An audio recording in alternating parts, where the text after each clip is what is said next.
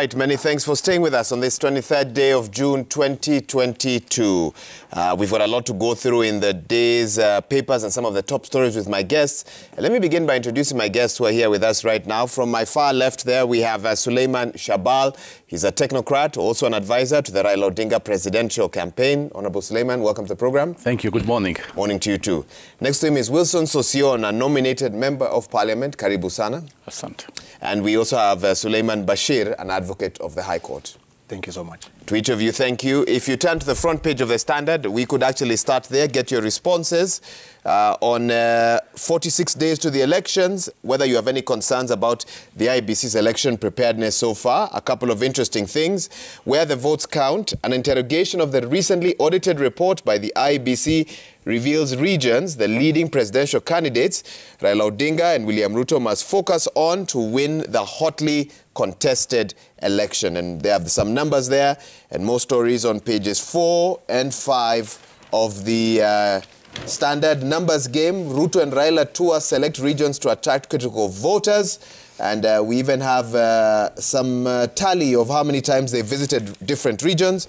Let me start with you, Honorable Shahbal. Coast region, Ruto 22 times, Raila 10, 1.9 million votes up for grabs. What are the key issues that will determine who walks away with those 1.9 million votes? Number one, I see that Raila has been there 10 times. I don't think he needs to come any more times. Coast is solidly locked behind Azimio. The issues, of course, like the rest of Kenya, is we have serious economic challenges going ahead. Job creation, instead of increasing, has actually declined because of the issues that are well-known, issues relating to the port, issues relating to SGR, issues relating to a lot of businesses leaving the coast and coming up country. So the issue of job creation is critically important. The issue of water shortages, the issue of our children, many of our children are dropping out of school. We have a lot of social issues that need to be addressed. Most of them or all of them stemming from the economic challenges that we are facing as a coastal province. And so those are some of the thoughts as people continue visiting the coast. For you, Honorable Sossion, Rift Valley, a whopping 4 million votes. 21 visits by Ruto, 15 by Raila. Yeah, of course, we look at demographic analysis here in terms of voter numbers and the number of visits. It indicates that this is a highly targeted campaigning program by the presidential candidates. And now as you get to the home stretch, with this revelation of these figures, it is almost certain where the numbers are. And but I don't think what is key is numbers. What is key is what each one of them is promising Kenyans. And as you can see, the big agenda of this election is economic revival, good governance, the rule of law, and constitutional order.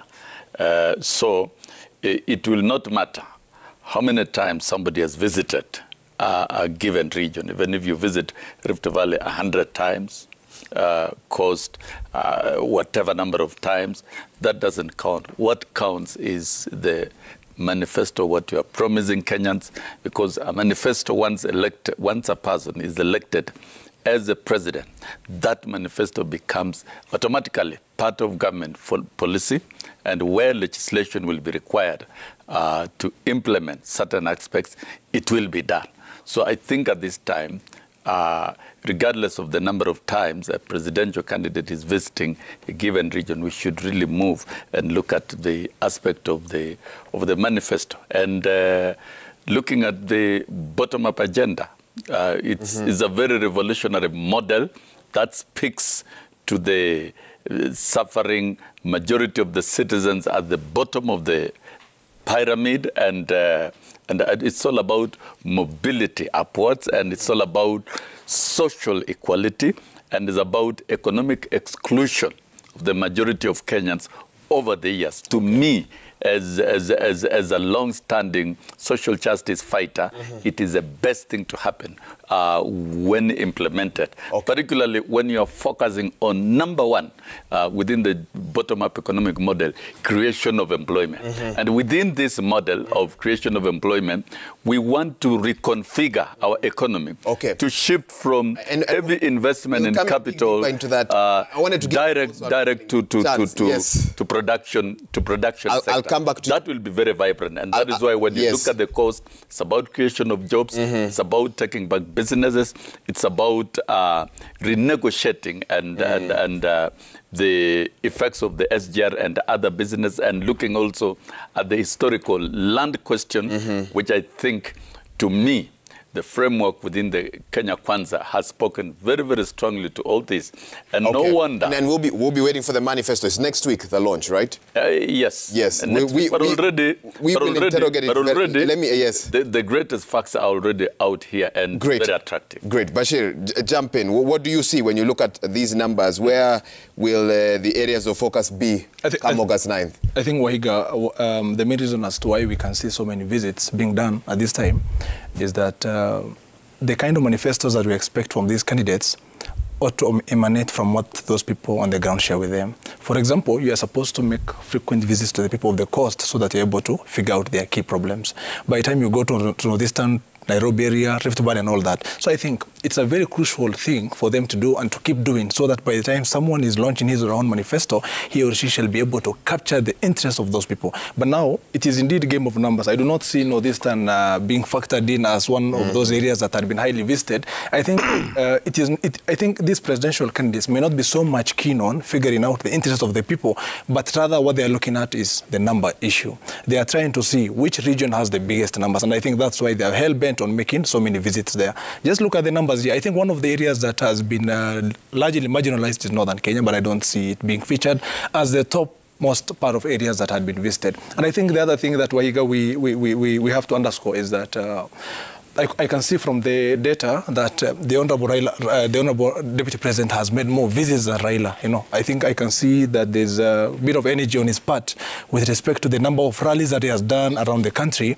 And you know, with Kenyans, the number of times you keep appearing before them, the number of times you keep addressing them, that may end up having your name locked within their mind, and that may be the reason as to why they might vote for you. You know, Kenyans may not be so much considerate about manifestos. Kenyans do not evaluate manifestos. What they do is they look at the public barazas, who addresses them, and I think that is what these politicians have understood.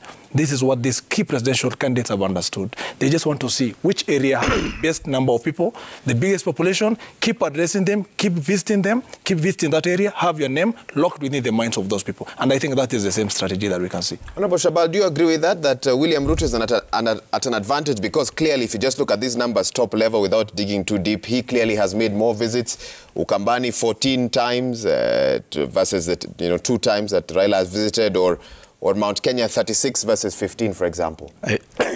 I think, Wakili, you're underestimating the intelligence of Kenyans. It's not how many times you visit them. And this number of visits is an indication that the Deputy President has been on campaign mode for the last 4 years, or for the last 5 years. And these numbers don't really matter that much. It's what message are you taking to the people of Kenya, and whether you have a proven capacity to deliver the changes that this country needs. This country is in dire straits. You know, for the people who are sitting at home watching this TV show right now, they are watching this from the luxury of their homes. They have a TV. Millions of Kenyans today are waking up and wondering where their next food is going to come from, and how are they going to feed their kids, and how are they going to take their kids to school.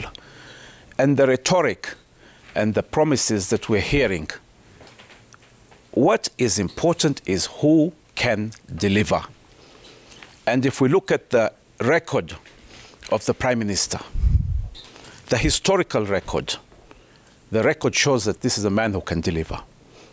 If you look at the drive towards multi-party democracy, he was at the forefront.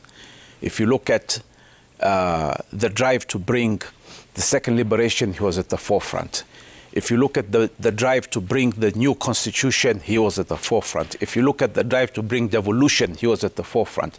So now when he talks about an economic revolution, and he has a very clear strategy on how to do it, I go back on the track record and say this man can deliver. Now, what is important is Kenyans must realize we're in dire straits. Our manufacturing has dropped from 11.6 to around 7%. Contribution to GDP down. Look at the position of farmers. Many of them are in serious problems. Look at unemployment increasing. Where is the job creation that was promised by the government which the deputy president belongs in? It didn't happen.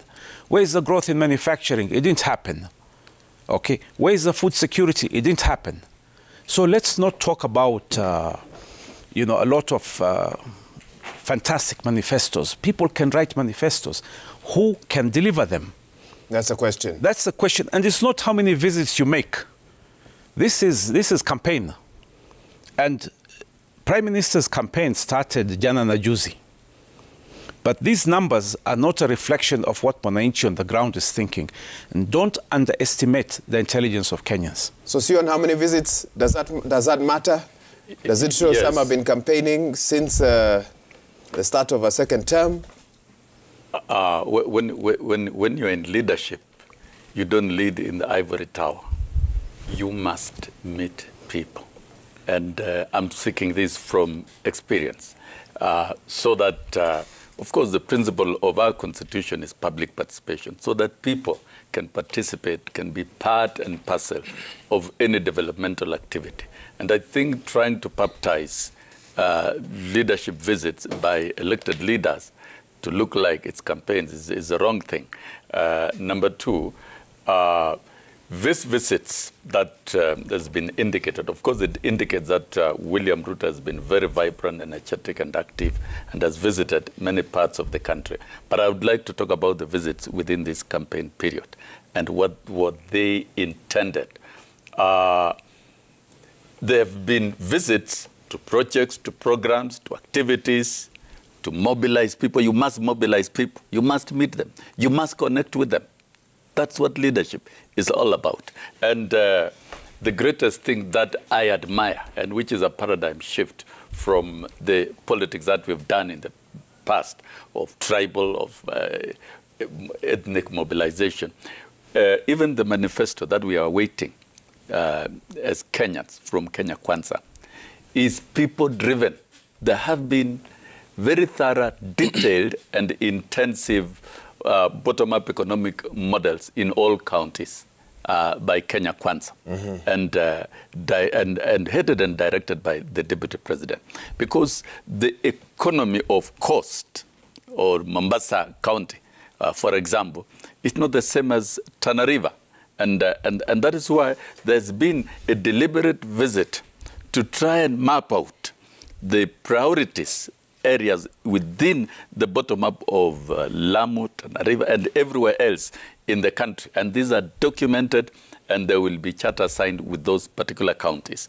That speaks to, of course, what we are talking about, unemployment. That speaks to issues to do with collapsing businesses, because the businesses must be revived. And there is a framework that is targeting the businesses in terms of resources, particularly micro, small, medium enterprise. And I talked about manufacturing and the production sector being revived to create jobs within the agricultural sector, value addition and all that. And then also the need to revive the agricultural sector.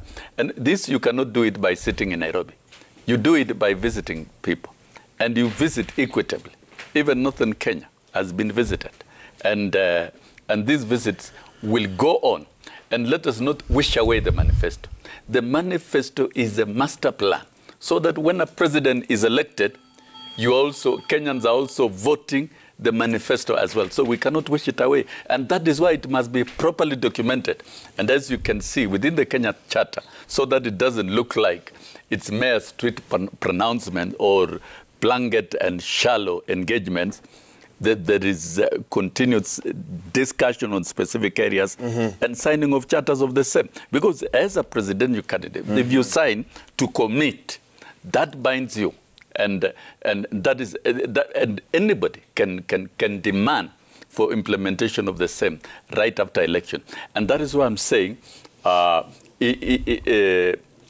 truly speaking, this election, it is different from any other election. The agendas are good, and I think I invite Kenyans, speak to your issues, or speaking about who is putting on the table a pragmatic, implementable framework for unemployment. When you see Kenya Kwanza saying we are going to put 100 billion each year, and we are shifting slightly from capital investment area to inject resources into the production sector of the economy to create jobs, and jobs that people get money so quickly. In fact, look at the cost of living. Why are we having the skyrocketing prices of fuel and other issues? Because we have stifled the production sector. Farmers cannot produce anymore. If farmers are supposed to buy fertilizers and other inputs at exorbitant prices, the quality of seeds has gone down. I think we are killing this country. And we are waiting for that. This has been a big mess of Jubilee. And we are worried about continuity of the same. And that is why we are, if you look at the mood of Kenyans and the behavior of Kenyans, those who believe in total revolution and change are coalescing around Kenya Kwanza. And that is why we can see this commitment, signatures, and clear mapping out of activity. Let me allow Bashir to jump in. Bashir, even as you look at this, 46 days to the polls, any major concerns with IEBC's preparedness? I think, Wahiga, there are a lot of issues with IEBC with respect to how much prepared they are. You know, the IEBC is not giving Kenyans a lot of confidence, but I wanted to just throw in something before I get to the IEBC. Okay, go ahead. You know, where we were in this country, we can see what happens day in, day out. It is not the first time that we are seeing or we are expecting well-written manifestos. You know, we expect manifestos with good English, with a lot of promises to the youth. But I think, if I may even refer you to the National Youth Convention that was held in 2014, which I attended, the Deputy President had talked about a lot of things for the youth, and even said that it's a very interesting and advantageous time to be within the youth bracket in our country. I think, Wahiga, we are at a point whereby every electoral regime, we come across manifestos, but those manifestos are never implemented. We are never given an opportunity to see or audit them with respect to what has been promised to us. Let me just give an example. The deputy that we are having in office at the moment has promised us a lot of things in 2013 and both in 2017. Today, he is nowhere to be seen. You know, he's even shying away from associating himself with the regime itself. But you know, when you look at the law and how we have voted for him, as we sit, he is the one who is enjoying the perks that come with the office of the deputy president, and he is the one as deputy president together with the president. You know, it was the presidency as a unit at the time, and that is what we expect them to again share with us as we go ahead to the next election. What the Honorable Sossion is trying to tell us is, again, give you a lot of promises. We shall show you a very good manifesto written in good English, but they are not answering the part that, hi, you are in office for 10 years. What have you done? I think also on the part of the Honorable Raila Odinga, at one point he was the Prime Minister of our country. He's a very respectable leader at the moment who has a lot of influences within the government. There's a lot that even at the moment can be done. You know, 6 months or 3 months to the election itself is a lot. Today, we are about 40 days plus to the election. Why should we wait for come August? Why can't we do something about today? Why must we let Kenyans suffer at the moment, even as we wait for their good or well-written manifestos? That's what I'm saying. They have appreciated how Kenyans do their things politically. You are given a manifesto. That manifesto is never revisited. Going forward, all that happens is a lot of political tantrums and play games. On the part of the IEBC, now allow me to weigh in. The IEBC is having a lot of loopholes and a lot of legal issues surrounding it. But let me just refer you to Article 85 and Article 83 of the Constitution, Waiga. The IEBC has an obligation to ensure by law that not a single Kenyan must not be frustrated at the time of the election. If I wake up in the morning as a Kenyan, the IEBC must make sure that the necessary processes and reforms on programs has been done in a way that would make it easy for me as a Kenyan to vote. even as I think 24 hours ago, I had some of the commissioners address some of the media, some of the press offices. They are still not giving Kenyans enough confidence with respect to how they're going to hold the elections. We are still talking about both the physical and the digital registers. That is still the power. Those are still the blame games. Those are some of the issues that we are haggling about at the moment. Yet we have a Court of Appeal judgment that at one point talked about having the manual register as a complementary mechanism. And let me refer you to what happened in 2017. NASA, by then that was spearheaded by Raila Odinga, have petitioned the High Court at the time to try and ensure or request the IEBC to exclusively use the digital registers. And today it is vice versa. Today it is the IEBC that is saying, hi, let us use the digital registers. NASA is today, now it is ODM. And Azimio la Umoja in particular is again talking about let us use not just the digital register, but let us also use the manual register as a complementary mechanism. I think we are getting to a point whereby IEBC is in one way not answering key questions. It is not giving confidence to Kenyans, and it is becoming punching back in the face of politicians. I think a lot needs to be set right. Let us see and follow what the Court of Appeal and High Court judgments have made with respect to having a clear complementary mechanism, and let us have proper processes in place that will allow each and every Kenyan to exercise his right come the election. Okay, that's a good, interesting point that you've made. And time now to take our first break. When we come back, Honorable Shabal, I'll let you weigh in on this. I know you've been waiting to do so. What are your thoughts? Are you convinced with IEBC's preparedness to the August 9th polls with 46 days to go? 22422 is our SMS line. The hashtag is Daybreak. We carry on with a very interesting discussion this morning. The stakes really are high, and the voices of all Kenyans must count at this time. You're watching Daybreak. Stay with us. We carry on with this discussion on the other side. We'll be right back.